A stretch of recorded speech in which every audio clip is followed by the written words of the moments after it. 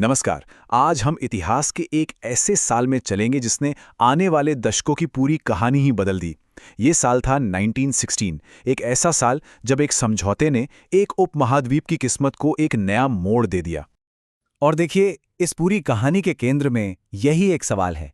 क्या 1916 में जो हुआ, उसने वाकई ब्रिटिश राज के खिलाफ सबको एक साथ लाकर खड़ा कर दिया? या फिर अनजाने में ही सही, उसी समझौते ने भविष्य में होने वाले बंटवारे के बीज बो दिए थे? चलिए, इस उलझी हुई गुत्थी को सुलझाने की कोशिश करते हैं। तो 1916 की इस एकता को समझने के लिए हमें थोड़ा सा पीछे जाना होगा। उस दौर में माहौल काफी गरमाया हुआ था। हवा में एक तरह का तनाव था, एक बेचैनी थी। जरा सोचिए, 30 दिसंबर 1912 की तारीख, दिल्ली का मशहूर चांदनी चौक, भारत की नई राजधानी में एक बड़ा जुलूस निकल रहा है और अचानक वायसराय लॉर्ड हार्डिंग पर बम फेंक दिया जाता है। वो बुरी तरह घायल होते हैं, पर उनकी जान बच जाती है। ये हमला, जिसे अनुशीलन समिति ने अंजाम दिया था, उस दौर के क्रांतिकारी जोश और राजनीतिक तनाव का एक बहुत बड़ा सबूत था। पर ये जो क्रांतिकारी गतिविधियां थीं, वो तो कहानी का सिर्फ एक हिस्सा थीं। असल समस्या तो ये थी कि जो मुख्य राजनीतिक आंदोलन था, वो खुद ही अंदर से बुरी तरह बटा हुआ था। उस वक्त इंडियन नेशनल कांग्रेस की हालत एक ऐसे घर जैसी थी जो अंदर से ही टूट चुका हो। 1907 के सूरत सेशन के बाद से ही कांग्रेस दो हिस्सों में बटी हुई थी। एक तरफ थे नरमपंथी, जो याचिकाओं और संवैधानिक सुधारों में यकीन रखते थे, और दूसरी तरफ थे तिलक के नेतृत्व वाले गरमपंथी, जो स्वराज के लिए सड़कों पर उतरकर आंदोलन करना चाहते थे। गरमपंथियों को तो कांग्रेस से निकाल ही दिया गया था, जिसकी वजह से पूरा राष्ट्रवादी आंदोलन एक तरह से दिशाहीन हो गया था। और ये बंटवारा सिर्फ कांग्रेस के अंदर ही नहीं था। उस दौर के दो सबसे बड़े राजनीतिक दल, कांग्रेस और मुस्लिम लीग, भी बिल्कुल अलग-अलग रास्ते पर चल रहे थे। दोनों की अपनी अपनी मांगें थीं। मतलब, ब्रिटिश हुकूमत के खिलाफ एक होकर लड़ने का तो सवाल ही नहीं उठता था। और फिर इसी बिखरे हुए राजनीतिक माहौल में एक बहुत ही मजबूत आंदोलन ने जन्म लिया। एक ऐसी लहर उठी जिसने एकता के लिए जबरदस्त दबाव बनाया और सब कुछ बदलने की नींव रख दी। साल 1916 में दो होम रूल लीग्स बनी। पहली अप्रैल में, जिसे बाल गंगाधर तिलक ने शुरू किया, और दूसरी सितंबर में, जिसे एनी बेसेंट ने। दोनों ने अपने अपने अखबारों और अपने अपने इलाकों में स्वशासन यानी होम रूल की मांग को इतना लोकप्रिय बना दिया कि पूरे देश के राजनीतिक माहौल में जैसे एक नई जान आ गई। अच्छा, तो ये होम रूल आखिर था क्या? देखिए, ये पूरी आज़ादी की मांग नहीं थी। ये मांग थी ब्रिटिश साम्राज्य के अंदर ही रहते हुए अपना शासन चलाने की। ठीक वैसे ही जैसे कनाडा और ऑस्ट्रेलिया को अपने फैसले लेने की आज़ादी मिली हुई थी। ये एक ऐसा विचार था जिसने बहुत सारे लोगों को अपने साथ जोड़ा। तो होम रूल आंदोलन ने जो ये माहौल बनाया, जो ये जोश पैदा किया, उसने एक बहुत बड़े और ऐतिहासिक सेशन के लिए मंच तैयार कर दिया।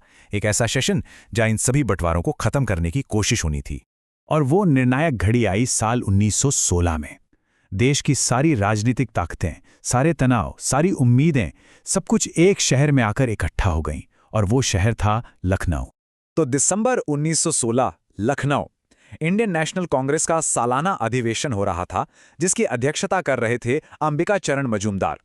यह सेशन होम रूल लीग के समर्थकों के लिए अपनी ताकत दिखाने का एक सुनहरा मौका था।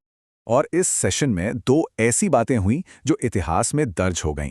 पहली, तिलक के नेतृत्व में गरमपंथी पूरे 9 साल बाद कांग्रेस में वापस आ गए, जिसका श्रेय एनी बेसेंट और तिलक की कोशिशों को जाता है। और दूसरी, कांग्रेस और मुस्लिम लीग ने मिलकर एक साझा मांग पत्र तैयार किया, जिसे आज हम लखनऊ पैक्ट के नाम से जानते हैं। और इसके पीछे मोहम्मद अली जिन्ना और तिलक का बड़ा हाथ था। ये सच में एक अभूतपूर्व एकता का पल था। लेकिन ये जो नई नई एकता बनी थी, ये एक बहुत बड़े समझौते की बुनियाद पर खड़ी थी। एक ऐसा समझौता जिसके फायदे तो तुरंत दिखे, लेकिन उसके परिणाम बहुत दूर तक जाने वाले थे और बहुत गहरे भी। इस समझौते के बाद करीब 6 साल का एक ऐसा दौर आया जब कांग्रेस और मुस्लिम लीग ने मिलकर काम किया।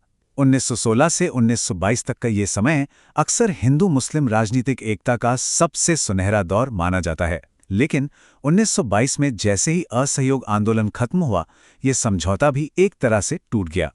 तो सवाल ये है कि इस एकता की कीमत क्या थी? वो क्या बड़ा समझौता था?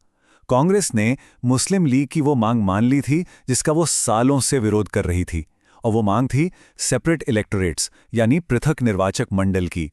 मतलब कुछ सीटों पर सिर्फ मुस्लिम वोटर ही मुस्लिम उम्मीदवार चुन सकते थे। उस वक्त अंग्रेजों के खिलाफ एक साथ खड़े होने की जरूरत इतनी बड़ी लगी कि कांग्रेस ने इस मुश्किल मुद्दे पर झुकना बेहतर समझा। लेकिन इस फैसले का एक दूसरा पहलू भी है जो बहुत गहरा है।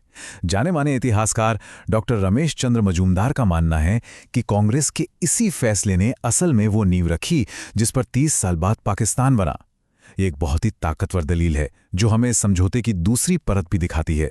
तो हम घूम फिरकर फिर से अपने पहले सवाल पर ही आ जाते हैं। क्या 1916 का लखनऊ समझौता उस वक्त की एकता के लिए एक मजबूरी या एक जरूरी कदम था, या फिर ये एक ऐसी ऐतिहासिक भूल थी जिसने अनजाने में ही सही भविष्य में होने वाले बंटवारे का रास्ता तैयार कर दिया? देखिए, इसका कोई सीधा साधा जवाब नहीं है, और शायद यही बात 1916 को भारतीय इतिहास का एक इतना जरूरी और सोचने पर मजबूर कर देने वाला साल बनाती है।